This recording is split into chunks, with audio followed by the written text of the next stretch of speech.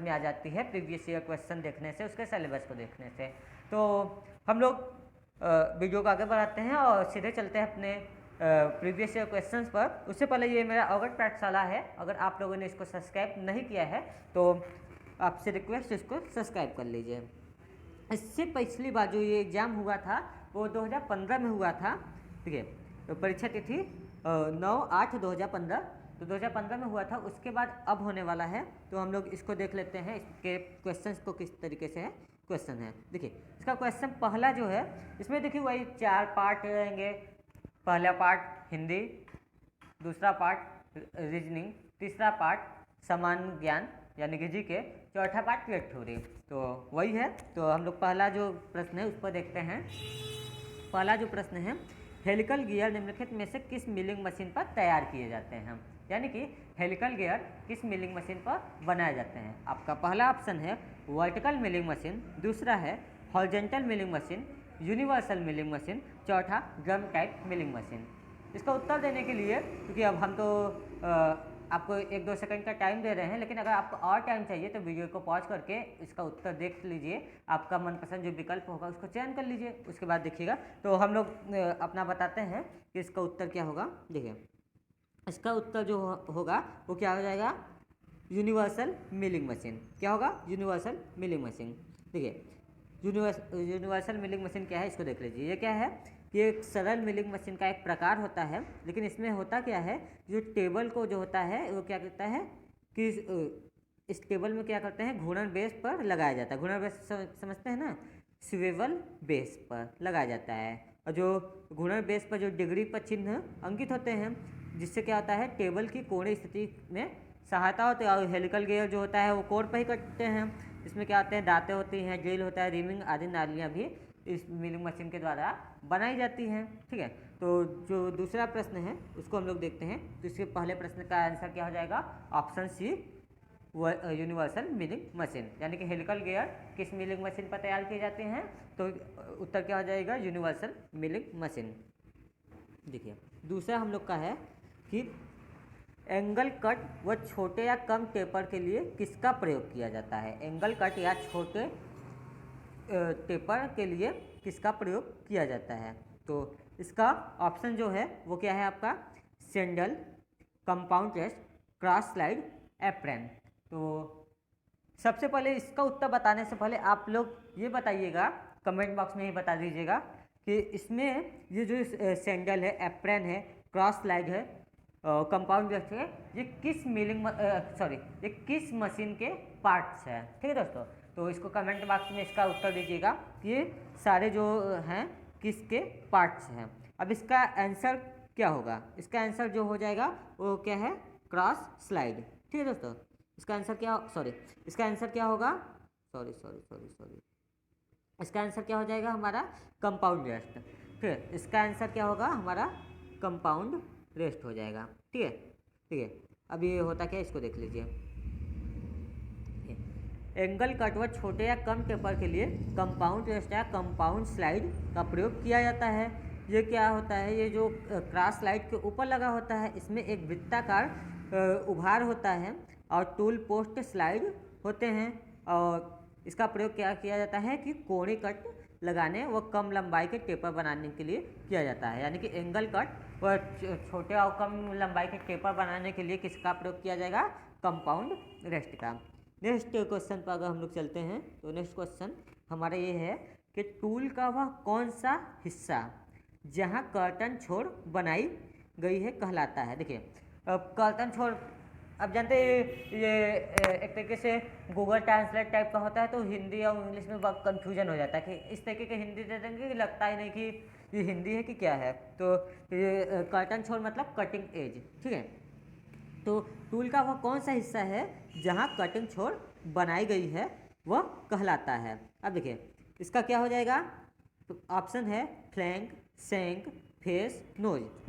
तो आप लोग बताइएगा इसका क्या हो जाएगा, फ्लैंक, शैंक, फेस, नोज, ठीक है। चलिए अब इसको हम लोग देखते हैं, इसका क्या हो जाएगा हमारा, नासा या नोज, ठीक है। तो हम लोग आपसे यही कहेंगे कि इसका इंग्लिश वर्जन थोड़ा सा आप लोग याद करिएगा तो ज़्यादा ठीक होगा। और एग्जाम में इंग्लिश हिंदी दोनों रहेगा, तो अगर जहाँ कहीं भी आपको कन्फ्यूजन लगे इसका इंग्लिश वाला ही वो देखिएगा, ठीक है। अब इसको देखते हैं, इसमें इसका क्या है। तो ये क्या होता है कि टूल का वह हिस्सा जहाँ पर कटिंग एज बनाई जाती है उससे क्या कहते हैं, नोज कहते हैं। देखिए अब यहाँ पर भी नासा नहीं दिया, क्या दे दिया है, क्या है, नोज कहते हैं, ठीक है। धातु काटने के लिए प्रयुक्त कटाई औजार के दो भाग होते हैं, एक क्रियात्मक भाग जिसको कटिंग वर्किंग एज बोलते वर्किंग पार्ट बोलते हैं, दूसरा शंक होता है। शंक जैसे ऊपर वाला जो पार्ट होता है, जैसे एक तरीके से छेनी पकड़े, छेनी को ले लेते हैं चीजल को, तो जहाँ पर हम लोग पकड़ते हैं वो आपका क्या हो जाता है, शंक हो जाता है, ठीक है। तो उसी तरीके से और नीचे वाला जो कटिंग एज होता है, तो इसी तरीके से जितने भी कटिंग है उसके दो भाग होते हैं, एक वर्किंग पार्ट होता है, दूसरा शंक होता है। तो क्रियात्मक भाग द्वारा क्या किया जाता है, कटाई किया जाता है, जबकि शंक जो होता है क्रियात्मक भाग से जुड़ा होता है। और ये क्या होता है, देखिए किस में काम आता है, पकड़ने में सहायक होता है। किस में सहायक होता है, पकड़ने में सहायक होता है, ठीक है। चलिए अब हम लोग अगले क्वेश्चन पर चलते हैं। देखिए इसका ये फिगर पूरा आपको दिया गया है कि देखिए क्या क्या है, ठीक है। तो औजार शंक है, यहाँ पर देखिए औजार बिंदु, फेस, नोज, फ्लैंक और मुख्य फ्लैंक। तो ये सब आप लोग को पता ही होगा, नहीं पता होगा तो हम लोग अगले वीडियो में क्या, जब इसका डिस्क्रिप्टिव पढ़ाएंगे तो आपको बता देंगे, ठीक है। चलिए हम लोग तब से अगले पर जाते हैं। देखिए अब इसमें देखिए कल आपको बोल रहे थे ना कि इस एग्जाम में कौन कौन से टेट वाले फॉर्म भरे हैं, तो आपका फीटर वाले हैं, ठीक है। कौन से हैं, फीटर हैं, टर्नर हैं, मशीनिस्ट हैं और कौन है, वायरमैन है। इसलिए कि देखिए अब ये क्वेश्चन जो है करंट, लोड व रेजिस्टेंट को मापने के लिए प्रयुक्त किया जाने वाला जो यंत्र है वो क्या होता है, तो एक तरीके से ये किसका है, वायरमैन ट्रेड का है। किसका है, वायरमैन ट्रेड का है, ठीक है। तो इसको भी हम लोग देख लेते हैं, इसका क्या होगा, ठीक है। तो देखिए अब प्रश्न है, करंट, वोल्ट व रेजिस्टेंस को मापने के लिए प्रयोग में लाए जाने वाले यंत्र को क्या कहते हैं। तो इसका पहला ऑप्शन है voltmeter, ammeter, wattmeter और चौथा है मल्टीमीटर। तो देखिए क्या होता है, इसमें करंट भी नापना है और मतलब कि करंट वोल्टेज भी नापना है और रेजिस्टेंस भी नापना है। तो दोनों काम तो अलग, देखिए अगर केवल अगर करंट नापना होता एमीटर से हो जाता और रेजिस्टेंस नापना होता तो वोल्ट से हो जाता, लेकिन इसमें क्या है, दोनों नापना है, यानी कि मल्टीपल कार्य करने हैं। तो इसके लिए कौन सा इसका उत्तर हो जाएगा, मल्टीमीटर, ठीक है। क्या हो जाएगा, मल्टीमीटर हो जाएगा, ठीक है। देखिए तो करंट, वोल्ट व रेजिस्टेंस को मापने के लिए मल्टीमीटर का प्रयोग करते हैं, इसे AVO मीटर भी कहते हैं, ठीक है। क्या कहते हैं, इसे AVO मीटर भी कहते हैं।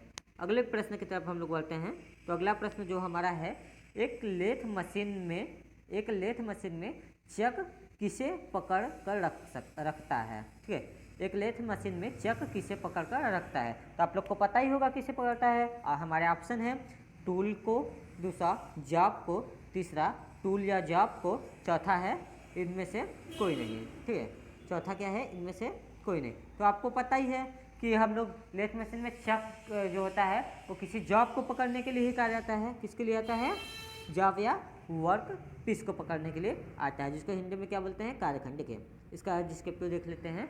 तो देखिए लेथ मशीन में चक से कार्यखंड को पकड़ने व घुमाने के लिए एक चक महत्वपूर्ण उपसाधन है, ठीक है।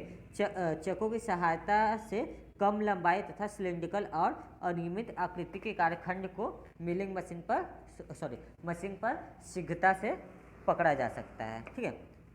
इसके बाद छठवां जो प्रश्न है वो आपका है कि निम्नलिखित में से किस ऑपरेशन में सिंगल पॉइंट कटिंग टूल का इस्तेमाल किया जाता है, ठीक है। निम्नलिखित में से किस ऑपरेशन में सिंगल पॉइंट कटिंग टूल का इस्तेमाल किया जाता है, ठीक है।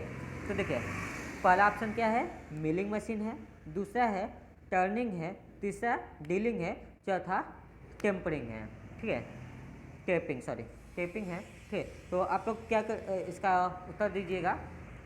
चलिए हम तब से बताते हैं इसका उत्तर क्या हो जाएगा। इसका उत्तर क्या हो जाएगा, टर्निंग।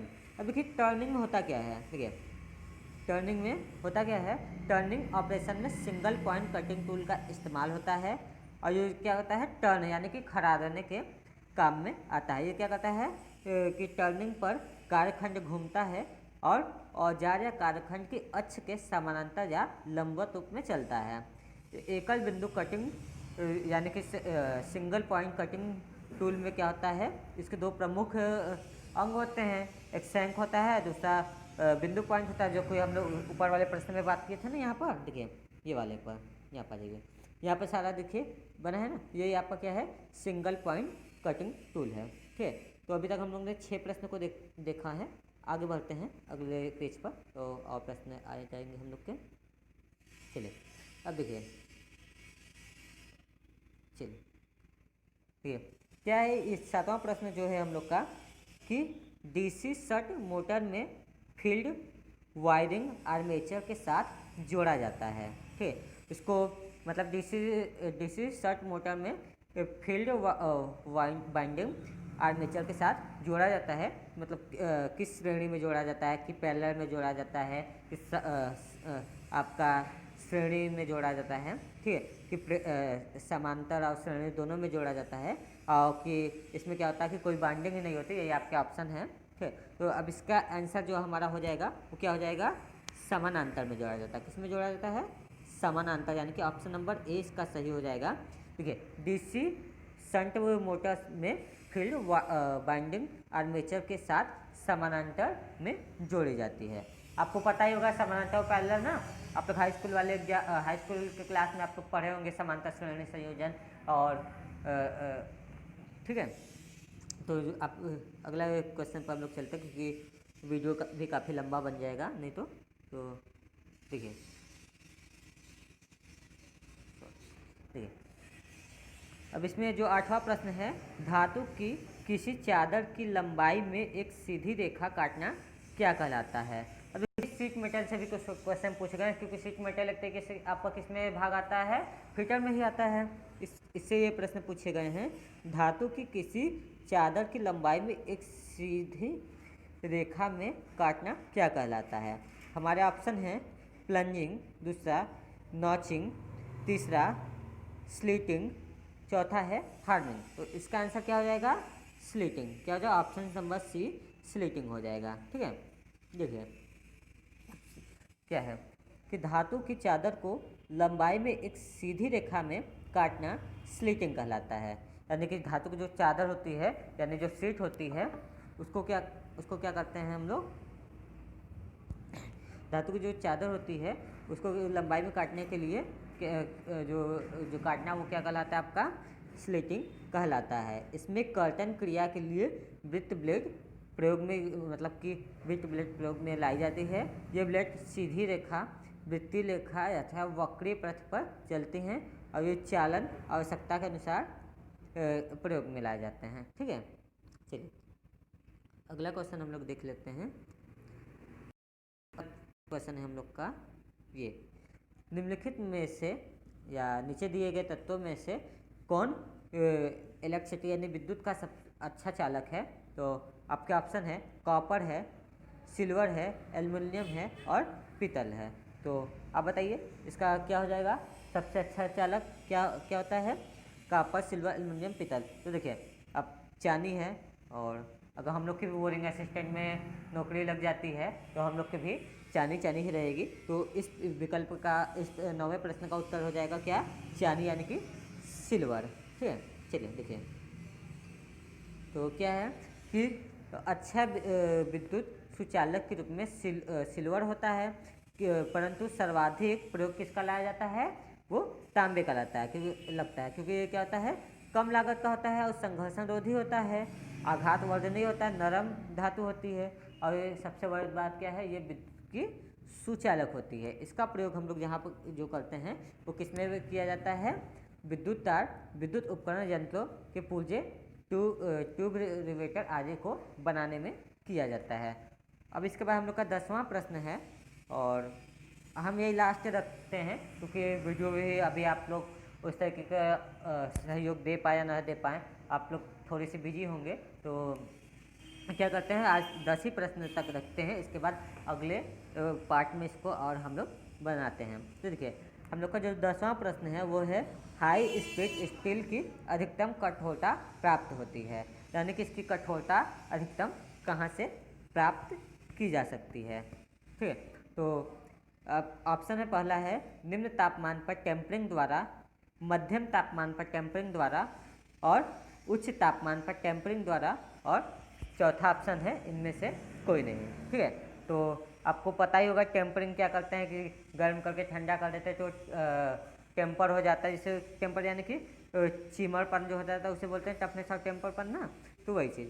अब इसका क्या हो जाएगा हमारा, देखिए अब यहाँ पर आ जाते हैं तो इसका आपको रिस्क पेपर दिखा देते हैं। देखिए तो इसका क्या रहेगा, हाई स्पीड स्टील की अधिकतम कठोरता उच्च तापमान पर टेम्परिंग द्वारा ही होती है। और जो हाई स्पीड स्टील होता है एक ऐसा स्टील होता है जो अधिक स्पीड पर धातु को काटने की क्षमता रखता है, और यह स्टील कटिंग टूल के लिए उपयोग में लाई जाती है। इसमें milling, cutter, reamer, drill, tap आदि हाई स्पीड मशीन के बनाए जाते हैं। तो यानी जो हम लोग का 10वां प्रश्न हो जाएगा उसका उत्तर क्या हो जाएगा, बताइए आप लोग, क्या हो जाएगा, उच्च तापमान पर टेम्परिंग द्वारा। तो आशा करते हैं कि वीडियो आपको अच्छा लगा होगा, और आगे की पार्ट्स को हम लोग अगले वीडियो में चर्चा करेंगे। तब तक के लिए आप सभी लोग ज़्यादा से ज़्यादा पढ़ाई करते रहिए, और अगर इसका प्रीवियस ईयर क्वेश्चन का PDF चाहिए तो हमारे कमेंट बॉक्स में कमेंट करिए, तो हम लोग कमेंट बॉक्स में इसको पिन करवा देंगे। तब तक आप पढ़ाई करते रहिए, स्वस्थ रहिए, मस्त रहिए। और पिछली बार की तरह 4 लाइन, बाधाएं हैं कौरव दल से इन सब पर तुम कुछ करो, बाधाएं हैं कौरव दल से इन सब पर तुम कुछ करो, अर्जुन सा योद्धा बनकर गंडू लेकर टूट पड़ो। ठीक दोस्तों, तो मिलते हैं अगले वीडियो में, तब तक के लिए आपका धन्यवाद।